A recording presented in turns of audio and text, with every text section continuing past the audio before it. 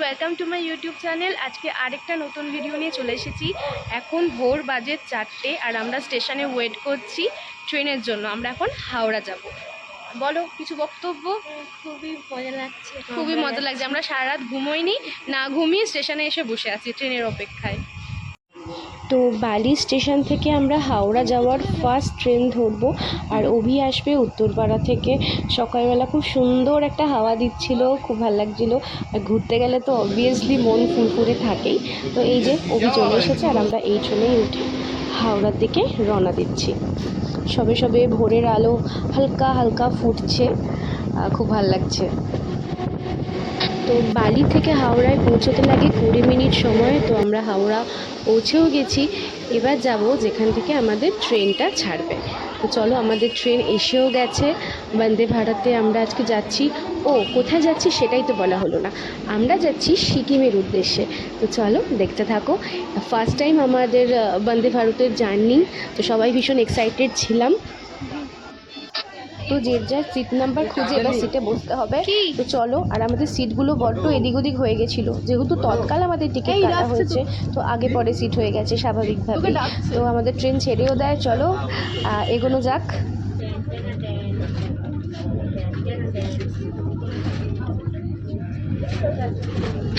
ফার্স্টেই সিটে বসতে না বসতে আমাদের সবার হাতে একটা করে জলের বোতল দিয়ে দেয়।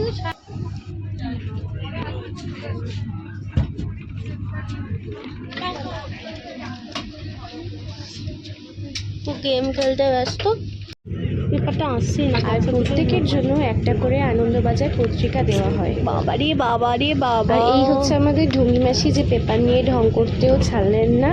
তো তারপরেই আমাদের ঢং করতে করতে চলে আসে সকালবেলার চা বিস্কিট। চা খেতে খেতে বাইরের দিকে তাকিয়ে দেখি খুব সুন্দরভাবে ভোরের আলো ফুটে গেছে। তো চলো আমরা চা খাই আর এই প্রাকৃতিক সৌন্দর্যটা এনজয় করি। ইতিমধ্যে কিছুক্ষণ যেতে না যেতেই চলে এলো আমাদের ব্রেকফাস্ট। তো ব্রেকফাস্টে কী কী দিচ্ছে বন্দে ভারত থেকে সেটাও তোমাদের দেখিয়ে দিই। এখানে বয়েল কিছু ভেজিটেবলস আছে, আর ফ্রেঞ্চ ফ্রাই আছে, আর গাজর মটরশুঁটির সেদ্ধ হাফ বয়েল করা, আর তার সাথে ফ্রেঞ্চ ফ্রাই আছে। আর এখানে একটা কেক দিয়েছে, ফ্রুটি, বাটার, আর এইটার মধ্যে কি আছে যেটা প্যাকিং করা, এটা আচ্ছা খুলে দেখি। আমাদের স্যান্ডউইচ আছে এর মধ্যে। তো তার সাথে একটা ব্রাউন ব্রেড, আই থিঙ্ক, হ্যাঁ ব্রাউন ব্রেড দিয়েছে। আর তার সাথে দিয়েছে একটা সস আর জ্যাম আর একটা হাজমোলা। এই হচ্ছে আমাদের বন্দে ভারতের ব্রেকফাস্ট। তো ব্রেকফাস্ট করতে না করতেই আমরা পৌঁছে গেলাম বোলপুর স্টেশন। বোলপুর স্টেশনও আমাদের ছেড়ে দিল। ততক্ষণে আমাদের ব্রেকফাস্ট ডান। এবার ভাবছি একটা টানা ঘুম দেব। তো রাত্রিবেলা যেহেতু ঘুম হয়নি, তো এই প্রাকৃতিক সৌন্দর্য একটু দেখতে না দেখতেই চোখ একদম বুঝে এসেছিলো, প্রচণ্ড ঘুম পেয়ে গেছিলো। তো টানা একটা ঘুম দিলাম।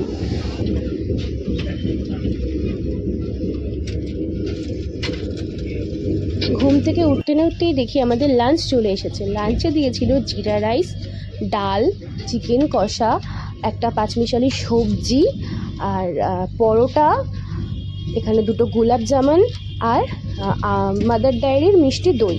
তো চলো আমরা লাঞ্চ এনজয় করতে করতেও প্রাকৃতিক সৌন্দর্যটা দেখে নিই।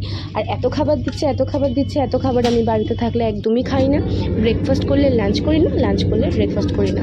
তো তার মধ্যে ট্রেনে বসে বসে খেয়েই যাচ্ছি, খেতে খেতে হাঁপিয়ে গেছি। তো এত খাবার, তো যাই হোক, তো আমরা মোটামুটি এসেই গেছি। 1:30টার মধ্যে আমরা পৌঁছে গেছিলাম এনজিপি স্টেশনে। খুব তাড়াতাড়ি পৌঁছে দিল আমাদের বন্দে ভারত এক্সপ্রেসের জার্নিটা। আমাদের ফার্স্ট টাইম ছিল আর খুব খুব ভালো লেগেছে, খুব এনজয় করেছি।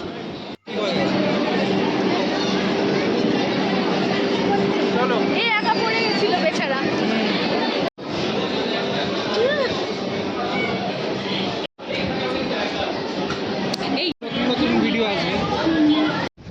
তো এনজিপি স্টেশন থেকে সিকিম যাব বলে আমরা একটা গাড়ি নিয়ে নিয়েছি। তো চলো যাওয়া যাক।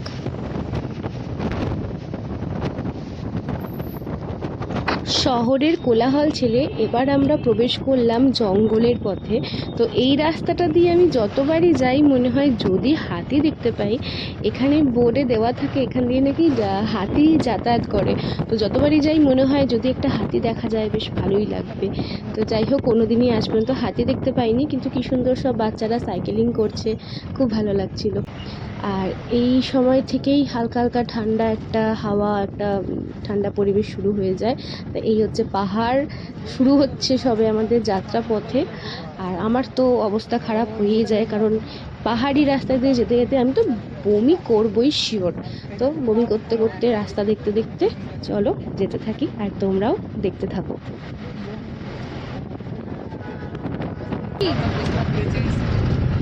তো যেতে যেতে রাস্তায় লিচু দেখা যায়, তো কিছুটা লিচু কিনে নিয়ে লিচু খেতে খেতে যাচ্ছি। আমার তো অবস্থা খারাপ হয়েই যায়, কিছু বলার নেই, বমি টমি করি। তো ঠিক আছে, চলো দেখা যাক। আর এই সুন্দর পরিবেশ দেখতে দেখতে বেশ ভালোই লাগছে।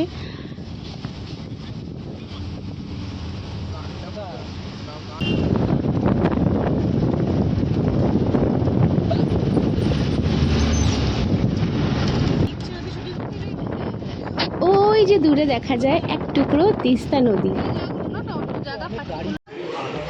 চোখ মুখের অবস্থা খারাপ সবার ভাইয়ের।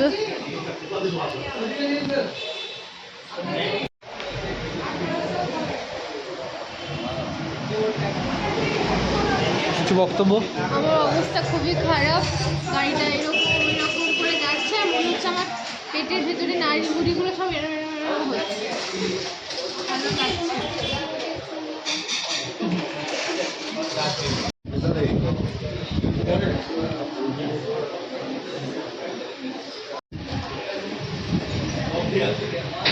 তো যাত্রাপথে একটা দোকানে আমরা দাঁড়িয়ে একটু চিকেন মোমো আর কফি খেয়ে নিই।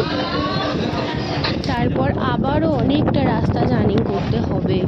আর এই মোমো খেয়ে আমি যে কী বমি করেছিলাম, মানে আমার খাওয়াটা যে কী ভুল হয়েছিল আমি সেটাই বুঝতে পেরেছি অনেক পরে, যখন আমার পুরো একদম মানে বমি করে ভাসিয়ে দিলাম আমি। তো যাই হোক, তো সেই সব ভিডিও আর আমি তোমাদের দেখাচ্ছি না, আর করাও হয়নি।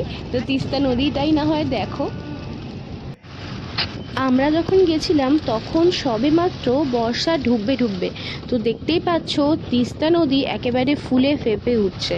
তো প্রাকৃতিক সৌন্দর্যটা দেখতে যেরকম ভীষণ ভালো লাগে, আবার কোথাও গিয়ে মনের কোণে যেন এক টুকরো ভয়ও জমা হয়। তো সমস্ত কিছু ভয়কে আমরা উপেক্ষা করে প্রাকৃতিক সৌন্দর্যটাকে এনজয় করছি। আর তোমরাও আমাদের সাথে এনজয় করো এই সুন্দর প্রাকৃতিক সৌন্দর্যের তিস্তা নদী।